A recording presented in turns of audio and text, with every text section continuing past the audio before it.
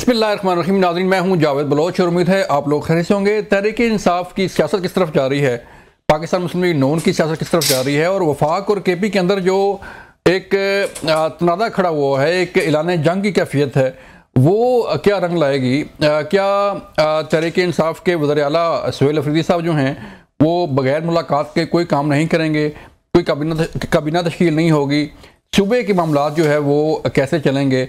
और इसके साथ साथ हम बात करने जा रहे हैं कि जो इख्तलाफात चल रहे हैं तहरीक इंसाफ के अंदर, कहा यह जा रहा है कि अब उल्टी गिनती शुरू हो गई है और मामलात जो है वो अगले कुछ अर्से में मज़ीद गंभीर होंगे और तहरीक इंसाफ के जो रहनुमा हैं उनके अंदर इख्तलाफात जो है वो मज़ीद बढ़ेंगे और मामला जो है वो काफ़ी ख़राब हो सकता है।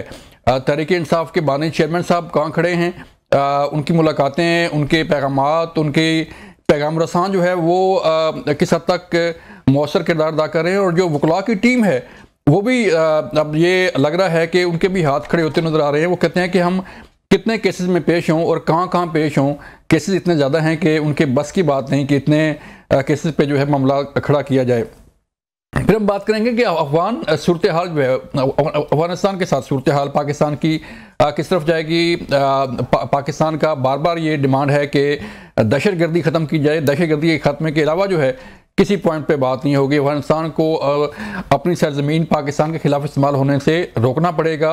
अब अफगान तालिबान अबूरी हुकूमत जो है वो किस हद तक सीरियस है, किस हद तक कार्रवाई कर सकती है, क्या कार्रवाई करने की अहलियत भी है या नहीं, ये भी एक बड़ा सवाल है। ये इस पर भी लोग बात करते हैं। हमें आज हम जानेंगे अपने तजियाकारों से। आज हमारा पैनल जो है वो तजियाकार हैं जिन्होंने न सिर्फ अफगान बॉर्डर की सूरत हाल पे उनकी नज़र है, सियासत पे उनकी नज़र है और जो मुल्क मामला चल रहे हैं उन पर उनकी नज़र है। हमें ज्वाइन किया है मोहम्मद हसन साहब ने, आप सीनियर तजियाकार हैं और अफगान अमूर के भी माहिर हैं। मोहम्मद भाई, बहुत शुक्रिया वक्त देने का। शोक प्राइज साहब सीनियर एंकर पर्सन हैं, आप तजियाकार भी हैं और सहाफ़ी हैं, आपने खुद रिपोर्टिंग की है मुख्तलिफ इवेंट्स की। शोक साहब, आपका शुक्रिया वक्त देने का।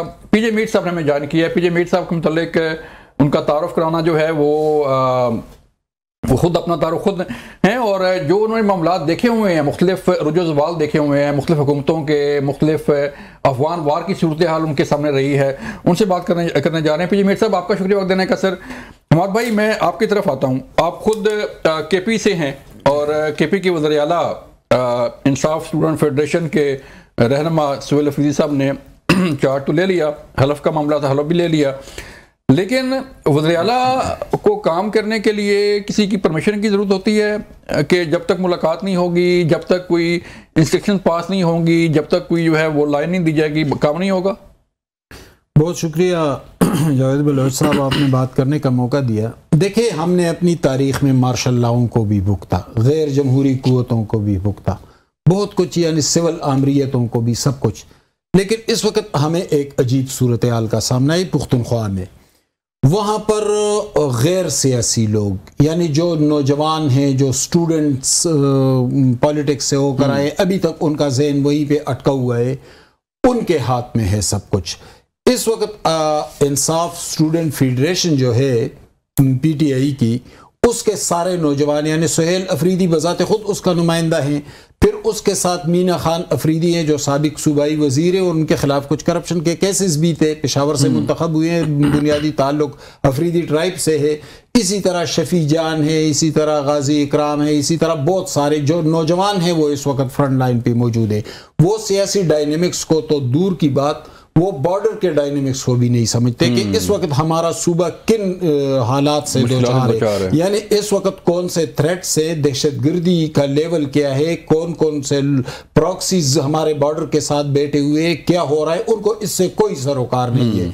सूबा बदतरीन दहशतगर्दी का शिकार है, गवर्नेंस की सूरत हाल तारीख के बदतरीन मोड़ पे है, अमन व अमान तबाह होकर रह गई है। लेकिन इनको एक मसला है और वो ये है कि खान साहब को रहा करें। तो ठीक है, ये आपका सियासी हक है, आप अपना नैरेटिव, अपना बयानिया आगे बढ़ा सकते हैं, लेकिन मसला ये है कि प्रायोरिटी क्या खान साहब की रहाई है या प्रायोरिटी उस सूबे की जो बदतरीन दहशतगर्दी का सामना कर रहा है उसकी प्रायोरिटी है। दूसरी बात ये कि सुहेल अफरीदी को 10-12 दिन हुए कि उसने वज़ीर आला का हल्फ उठा लिया है, लेकिन अभी तक सूबे अमन व अमान, मईशत, बेरोजगारी, जितने भी मसाइल है उस पर एक बार भी कोई गुफ्तगू नहीं हुई है, एक स्टेप भी नहीं लिया, एक मीटिंग तक नहीं की है। एक मीटिंग सिर्फ हुई थी, उसमें IG भी मौजूद थे, उसमें चीफ सेक्रेटरी भी मौजूद थे, इंतजामी आला अफसरान मौजूद थे। उसमें सिर्फ 2 पॉइंट्स डिस्कस हुए। एक ये कि 2024 के इलेक्शन में अगर हम कुछ सीटों पर हार गए, याद रहे कि ये 80-90% सीटें जीत गए हैं, और कहते हैं ये जो हम हार गए हैं तो जिस ब्यूरोक्रेसी ने मैंडेट की तौहीन की उनके खिलाफ एक्शन लेंगे, यानी 10% भी कबूल नहीं है अपोजिशन को। दूसरा, हम अरशद शरीफ के नाम से यूनिवर्सिटी बनाएंगे। ठीक है, अरशद शरीफ हमारे दोस्त थे, हमारे साथी थे, लेकिन क्या उनका सहाफती लेवल वो है? यहाँ पर रहीमुल्ला यूसुफज़ई साहब मौजूद थे, यहाँ पर कलंदर मोमिन मौजूद थे, यहाँ अजमल खटक मौजूद थे, बहुत बड़े बड़े हाफिज सनाउल्लाह साहब थे, सहाफियों को पढ़ाते रहे, बड़े बड़े सहाफी उन्होंने पैदा किए, तो उनका कोई जिक्र नहीं है। तो एक नैरेटिव है वो इमरान खान की जात के गिर्द घूमता है, उसी के पीछे ये नौजवान भाग रहे हैं। काबीना बन नहीं रही है, काबीना बनाना इमरान खान का काम नहीं है, काबीना बनाना सुहेल अफरीदी का काम है कि उसे मैंडेट मिला है, उसे असेंबली ने अपना चीफ मिनिस्टर बनाया है, लेकिन खान साहब की जात के पीछे तमाम मामलात भाग रहे हैं और सूबे की हालत दिन ब दिन तबाह बर्बाद होती जा रही है। शौकत साहब, सूरत आपके सामने है, एक तरफ तो दस्तों कुर्बान नजर आते हैं तहरीक इंसाफ के मुख्तलिफ रहनुमा, कभी कुछ और होता है, कभी कुछ, कभी जुनैद अकबर को लगाया जाता है, कभी उसको उठाया, फिर अरबी गंडापुर से वो जो अरब सडन जो है मुलाकात होती है और पता चलता है कि फैसला हो गया जी के नया CM आ रहा है। अब इस सारी सूरत हाल में जो है वो तहरीक इंसाफ कहाँ खड़ी है? जो इख्तलाफात आप देख रहे हैं, रिपोर्ट होते हैं और सब नज़र भी आते हैं, आप समझते हैं कि तहरीक इंसाफ सर्वाइव कर पाएगी इन फ्यूचर? जो अभी हमारे भाई ने कहा कि सारे जो जंग है वो खान साहब की रिहाई के लिए, इस तरह खान साहब बाहर आ जाएंगे? बहुत सारे सवाल आपने एक ही सवाल में डाल दिए। खान साहब बाहर आएंगे, उनके ग्रुपिंग्स का क्या बनेगा, वो क्या कहाँ खड़े हैं? सीधी सी बात है, वो जहाँ खान साहब खड़े हैं वहीं खड़े हैं सारे। अगर देखें ना, KP में ग्रुप्स होते, KP में आपस में लड़ रहे होते, तो सुहेल आफरीदी साहब चीफ मिनिस्टर ना बन पाते। फिर गंडापुर साहब जो है ना, वो अपना ग्रुप अलहदा लेके उनको ये 92 वोट्स ना मिलते। 92 में से 90 वोट मिले, 2 ये नहीं कि वो कहीं भाग गए 2 लोग, स्पीकर साहब उन्होंने कास्टिंग वोट नहीं डाला और एक साहब कहीं बाहर हुए थे। लिहाजा जो खान साहब कहेंगे ये सब वही करेंगे। और ये बात भी मैं ज़रूर करना चाह रहा हूँ, सुहेल आफरीदी के अपनी तरफ से ये सारी बातें कर रहा है। भाई खान साहब का हुक्म है कि तुम आए ही लड़ने के लिए हो, तुम आए ही रेजिस्ट करने के लिए हो, तुम आए मदामत करने के लिए, क्योंकि खान साहब नहीं चाहते कि मामलात आगे बढ़े। खान साहब मामलात को फंसा के रखना चाह रहे हैं। हालांकि मामलात अब तो बहुत आगे चले गए। अब तो वो वो मार्च तक इस साल सोचा करते थे, मई में तो बहुत सारी तब्दीलियां आ गई। अब खान साहब उधर ही खड़े हैं। इसलिए मसलन आप कह रहे हैं कि इसका क्या बनेगा। कल जो करक में उन्होंने तकरीर की, आपको अपने कानों पे यकीन आया कि इस तरह से कोई ललकारेगा? नहीं। DG ISPR अपनी जात से नहीं बोलते, कोई भी DG ISPR वो बात है, पूरी आर्मी है, फौज है, इदारे के वो तर्जमान है, उनका टाइटल भी तर्जमान है, तीनों फोर्सेस के तर्जमान है, टाइटल भी तर्जमान का है। वो कोई भी हो, किसी भी रैंक से हो, जब वो बोलते हैं फ्रॉम ISPR तो इट मीन्स कि वो ISPR की तरफ से बोल रहे हैं, ना कि इंडिविजुअल। और कल जो सुहेल आफरीदी साहब ने जो जबान इस्तेमाल की, मुझे तो यकीन नहीं आया। मैं पहले समझा कि किसी ने सोशल मीडिया पे टैंपरिंग की है आर्टिफिशियल इंटेलिजेंस के जरिए, और आई रीचेक्ड विद मेनी सोर्सेज। तो वो जो सुन रहे थे, जो बैठे थे, उन्होंने कहा नहीं ये सही है। कैन यू इमेजिन कि एक ऐसी लैंग्वेज इस्तेमाल की जाएगी, ऐसी लैंग्वेज इस्तेमाल की जाएगी, इस तरह से ललकारा जाएगा, इस तरह के अलकाबात। और वो हैं कौन? मसलन जो डेली वहां अपनी जाने कुर्बान कर रहे हैं, शहादतें दे रहे हैं, हर दूसरे कल भी पांच नौजवान अपनी जान से गए। वो किसके लिए गए? वो हम सब के लिए गए ना, इस वतन की मिट्टी की हिफाजत करने के लिए गए। अपनी जान उन्होंने, अब उनके पीछे पेरेंट्स हैं, उनके खानदान हैं। किसी को, सोहेल आफरीदी को नहीं पता वो कौन थे। वो विहाड़ी से एक लड़का शहीद हुआ, सोहेल आफरीदी ने कभी विहाड़ी का शायद ही नाम सुना। सोहेल आफरीदी को पता नहीं विहाड़ी कहाँ पर वाक़ है, लेकिन वहाँ का एक सपूत अपनी जान दे के गया फॉर्मर ट्राइबल एरियाज में, किस लिए? इस वतन के लिए। तो मैं नहीं समझता कि जो आप कह रहे हैं ना कि आगे क्या होगा, आगे यही नजर आ रहा है कि क्या होगा। इसलिए, और दूसरा ये भी देख लें कि जिन क्या कहते हैं ना, जिन पे तकिया था इनको, वो पत्ते जो है मलेशिया में भी जाके बोलते हैं, वो पत्ते उधर शर्मुल शेख में भी बोल रहे थे, और वो खड़े होकर तारीफ करते हैं। वो कहते हैं जी कि field marshal is a great man, prime minister is a great man, मेरा सलाम पहुंचाइएगा। कहता हूँ वो जैसे मुहावरा बना हुआ है जी, साढ़े ही सलाम लिख रहे हो, ठीक है, खत कोई लिख रहा होता है ना, ऐसे ही, क्योंकि वो रिपीट कर रहे होते हैं बार बार खड़े हो कि ये जनवरी 20 से पहले इनको तकिया था कि ये हमारे लिए आएगा। लिहाजा खान साहब का जो ट्वीट होता है, 2, 3, 4 ट्वीट मैंने देखे, वो बाकायदा फील्ड मार्शल आर्मी चीफ का नाम लेके वो कर रहे होते हैं, और यही उनकी पार्टी जो है फॉलो कर रही होती है। तो सोहेल आफरीदी इटसेल्फ और ISF इटसेल्फ या उनके MPAs इटसेल्फ या उनके जो पार्टी लीडर्स हैं वो नहीं, खान साहब हैं। खान साहब पूरी गाइडेंस देते हैं, जो लोग दूसरे, मसलन सोहेल आफरीदी नहीं मिला, लेकिन बाकी तो मिले, बाकियों के जरिए मैसेंजर तो है। ये काबीना बनाना उनकी तरजीह भी नहीं है, गवर्नेंस उनकी तरजीह नहीं है, अमन अमान उनकी तरजीह नहीं है। उनकी तरजीह है कि खान को हम रिहा करवाएंगे, जैसे इन्होंने कहा, वो बिल्कुल उनकी एक ही प्रायोरिटी है कि बस खान को रिहा करवाएंगे। वो अली अमीन भी यही कहते थे कि 15 दिन के बाद जेल का दरवाजा तोड़ के ले आएंगे बाहर। वो ऐसा हुआ कि अली अमीन का भी तख्ता इन्होंने खुद ही उलट दिया। हाँ, पीजे मीर साहब, अब दोनों की बात आपने सुन ली, हमाद साहब की भी और राज साहब की आपने बातें सुनी। क्या लगता है सर, जो इनका एक ही वन पॉइंट एजेंडा है कि खान साहब को रिहा करवाएं। किसी CM ने कहा कि मैं, जैसे राज साहब ने कहा कि मैं 15 दिन के अंदर जो है वो ताला तोड़ के जेल का ले आऊँगा, लेकिन ताला नहीं टूटा और अब 2 साल से ज़्यादा अर्सा हो गया, 2.5 साल होने वाले हैं, लेकिन खान साहब बाहर नहीं आए। तो अगर इसी तरह सियासत चलती रहेगी पीजे मीर साहब, तो फिर मुल्क के मुतल्लिक जो मैंडेट है, जिस मैंडेट की बात की जाती है कि हमारा मैंडेट है, अवाम ने हमें मुंतखब किया है, तो वो अवाम कहाँ जाएंगी? देखिए, ये जो मैंडेट है ये अब मेंढक बन गया है। ये कभी इधर फुदक जाता है, कभी उधर फुदक जाता है। मैंडेट अगर ये इस तरह करते रहेंगे, इनका बिल्कुल जो मैंडेट है बिल्कुल मेंढक बन जाएगा। सोहेल अफरीदी और PTI का पूरा हक है भाई, आप इमरान खान की सपोर्ट करें, हाँ वो आपका लीडर है। पर जब आपको एक रिस्पॉन्सिबिलिटी दी जाती है, वो responsibility whether Imran prime minister होता या ना होता, आपकी जिम्मेदारी तो है ना एज चीफ मिनिस्टर। तो अगर आप जाके प्रोवोकेटिव स्टेटमेंट्स देंगे अगेंस्ट द स्टेट, तो अब आप मुझे बताएं, आप जिसके साथ हम लड़ रहे हैं, इंसर्जेंट्स के साथ, वो तो कहेंगे ये तो हमारे साथ है। तो अगर आप इस तरह की स्टेटमेंट्स देंगे तो इसमें निकलेगा कुछ नहीं। आप क्या डायरेक्ट एक कन्फ्रंटेशन चाहते हैं? ISPR एक लफ्ज, एक फुल स्टॉप, एक कॉमा, एक क्वेश्चन मार्क नहीं डालता जब तक हायर कमांड उनको गाइड नहीं करती। Simple as that. ये आर्मी के स्पोक्समैन हैं और आर्मी की जो आर्म फोर्सेस हैं उनके ये रिप्रेजेंटेटिव हैं। तो क्या आपने डायरेक्टली आर्म फोर्सेस के साथ कन्फ्रंटेशन करनी है? क्यों करनी है आपने? वजह क्या है? आपको क्या गिला क्या है? आप बैठते नहीं है बात करने के लिए, आपको कहते हैं कि भाई बैठो आप, मैं चोरों से बात नहीं करूंगा, तो फिर आप किससे करेंगे बात? मुझे बताएं ना।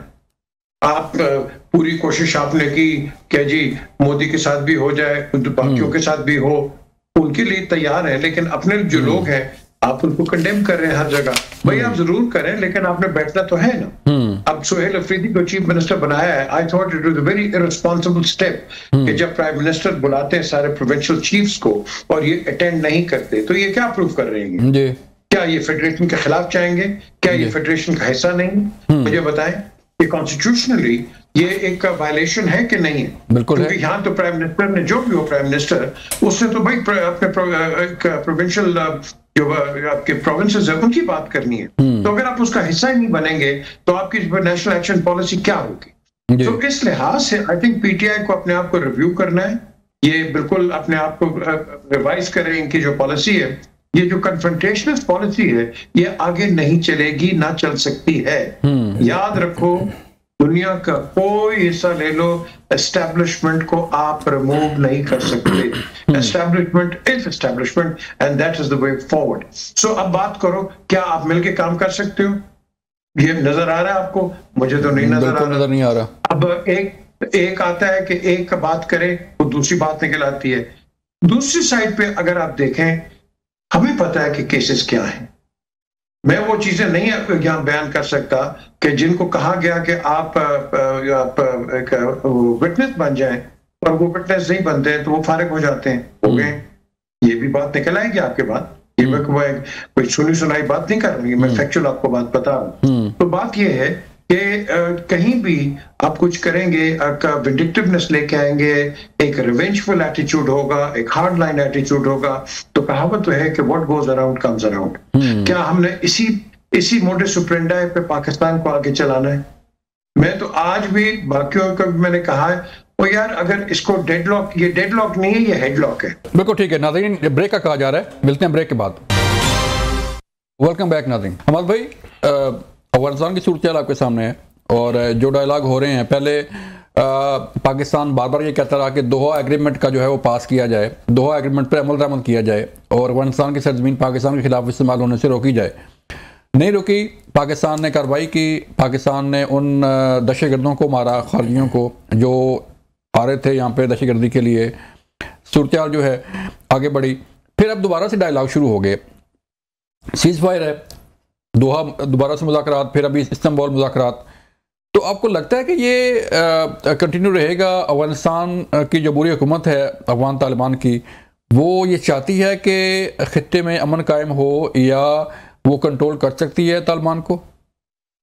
सर, मैंने तवील अरसे तक इस वार को, बॉर्डर को, इसको मैंने रिपोर्ट किया है।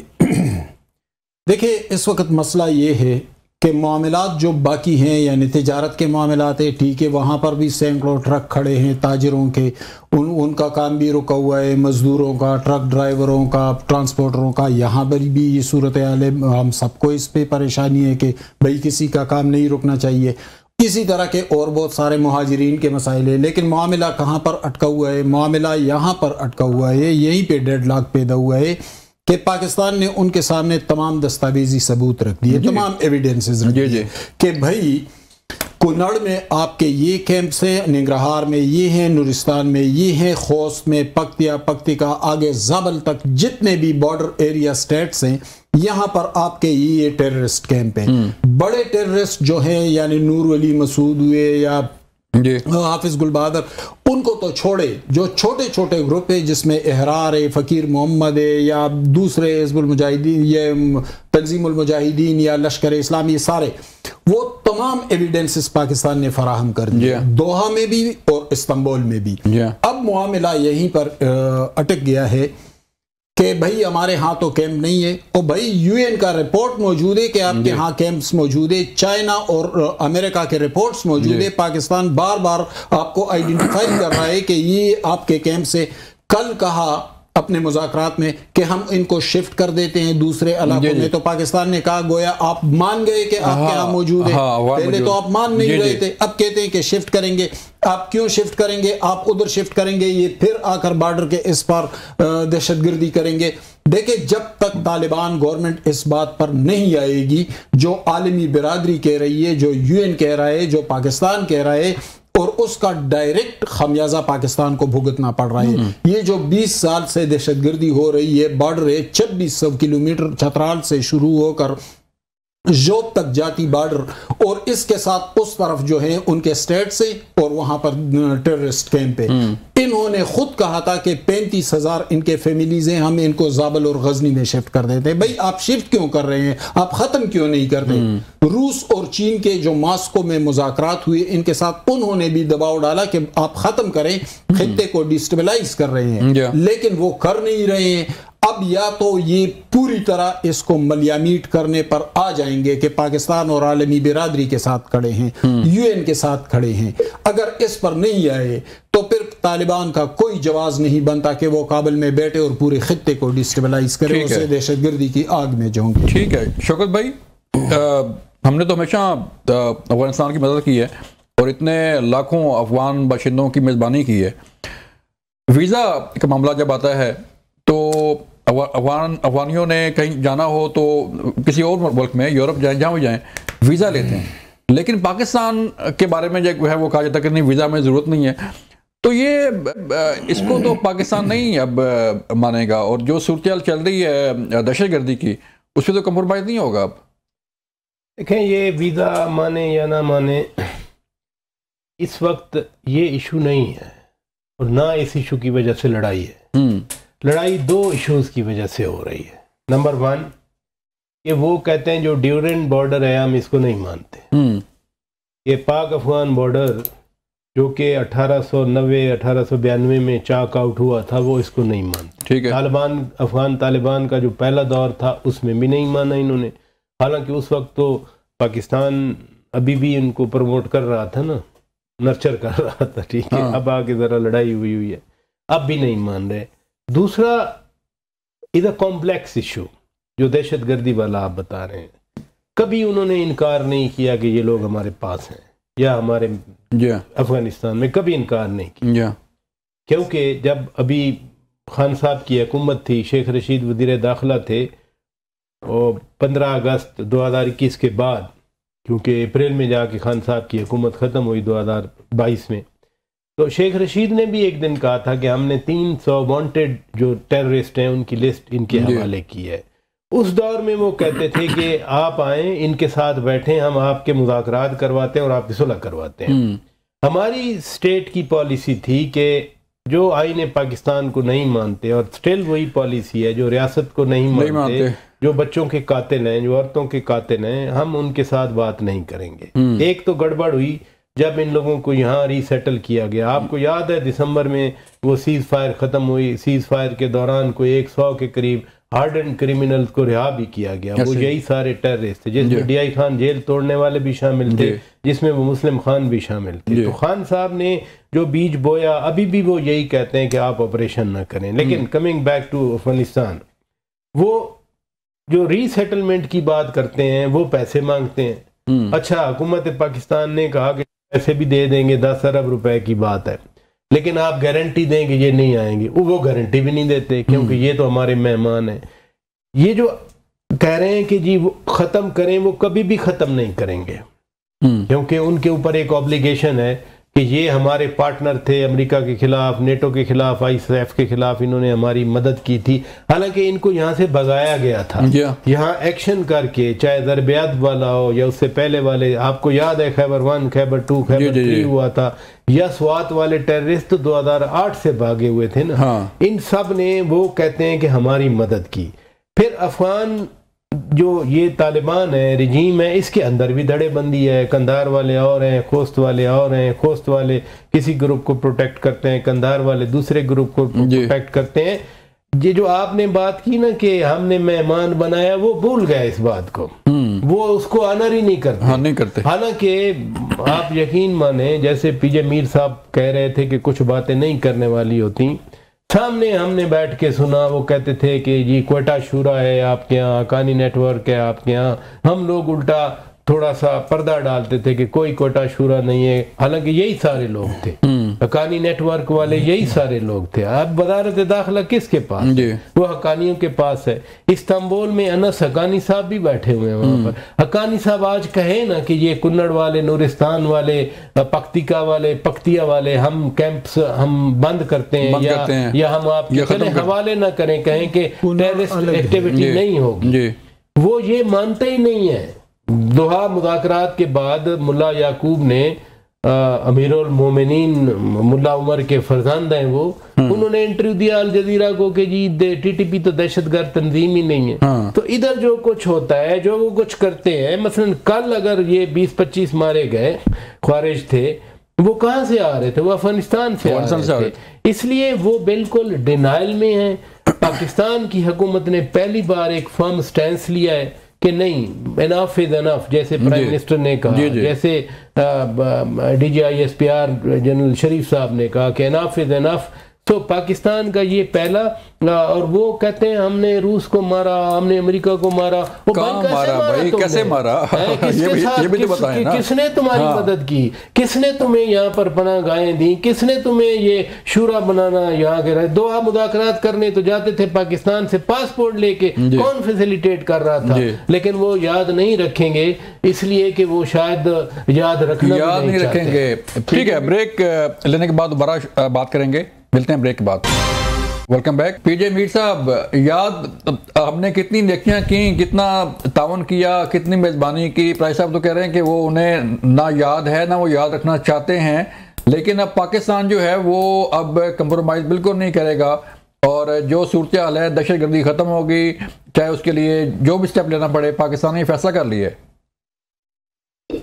इनको इस वक्त हो गया है कन्वीनियंट एमनीजिया, ये हो गया। और जब इनको याद नहीं करना है तो वो कहेंगे इनको पता ही नहीं है, तो जब इनको मार पड़ती है तो फिर इनको याद आ जाता है।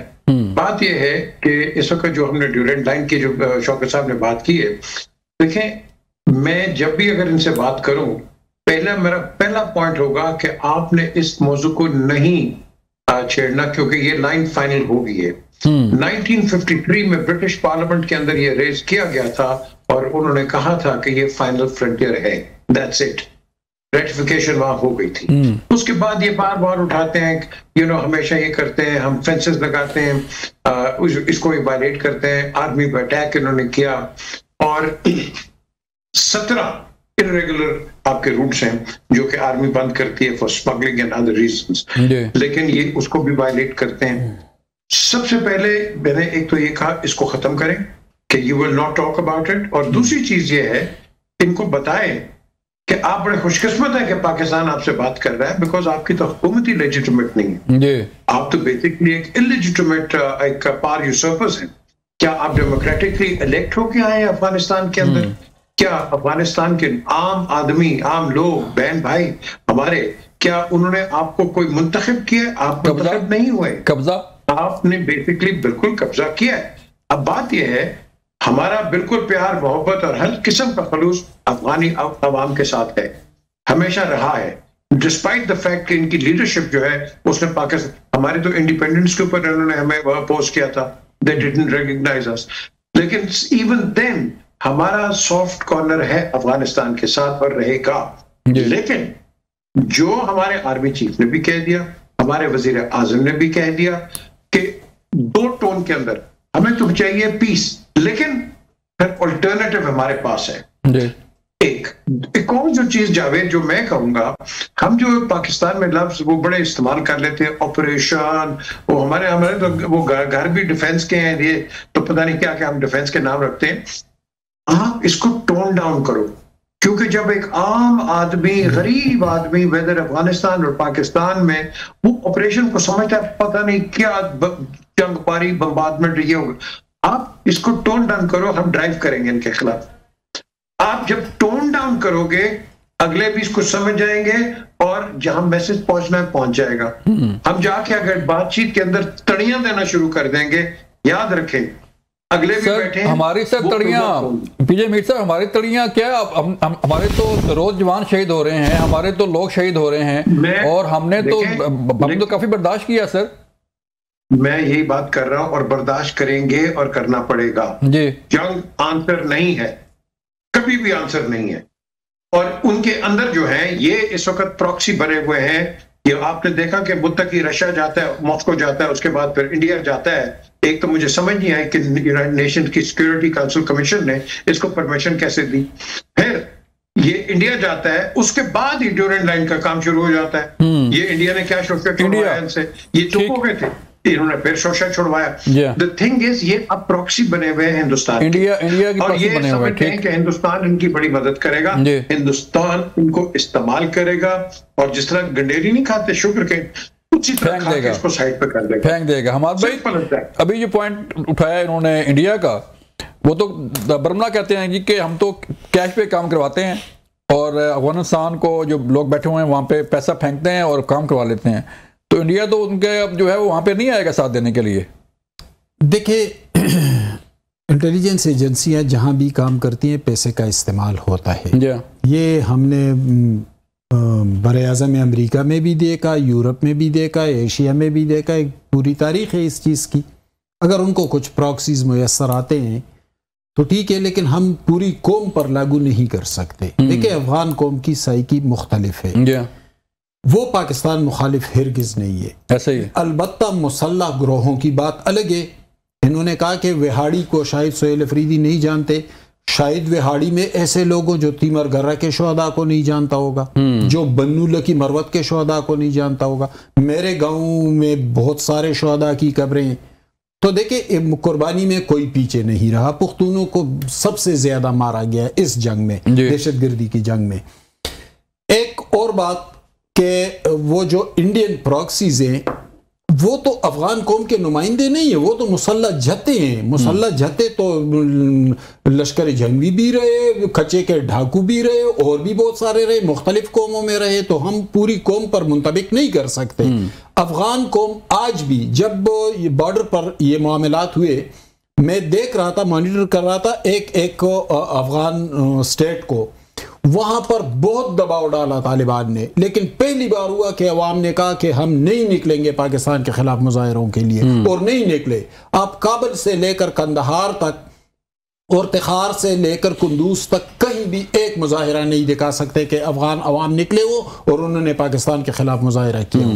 अगर उन्होंने मुजाहिरे किए भी तो सिर्फ जंगबंदी की खातिर किए, अमन की खातिर किए। ठीक। दूसरी बात यह कि मुसल्लह ग्रोह जो हैं, जो इंडियन प्रॉक्सीज बने हुए, वो तो खुद तन्हाई का शिकार है, पूरी दुनिया उनके खिलाफ है। अब उनकी हमायत में अगर कोई खड़ा है तो वो मुसल्लह जत्ता है जो जो है वो प्राइस साहब से ले लो। डायलॉग की बात होती है, कभी गंडापुर कहते हैं कि मैं डायलॉग करूंगा, फलां करूंगा। भाई हुकूमत का काम नहीं है डायलॉग करना, वफाक करेगा।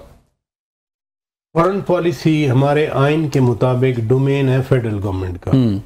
जब अफगानिस्तान से बात करनी है तो वो फॉरेन ऑफिस बात करेगा, वो कोई सूबाई हुकूमत बात नहीं करेगी। और यही पाकिस्तान में भी और दुनिया में भी है। मसलन हम कोई तमिलनाडु से तो मुज़ाकरात नहीं करते। जब भी कभी भारत से हुए तो MEA के साथ मुज़ाकरात हुए हैं। वो MEA कहाँ से इनपुट लेती है, जो इंटर एजेंसी होता है मेकनिज़म जैसे हमारे यहाँ होता है वो होता है। लेकिन कोई सूबा जाके बराह रास्त वो भी सरहदों के हवाले से मुज़ाकरात नहीं कर सकता, मुज़ाकरात नहीं कर सकता। राय साहब बहुत शुक्रिया, हमारे साहब आपका शुक्रिया, पीजी मीर साहब आपका शुक्रिया। नाज़रीन, ये था आपका प्रोग्राम, अपना ख्याल रखिएगा। अल्लाह हाफ़िज़।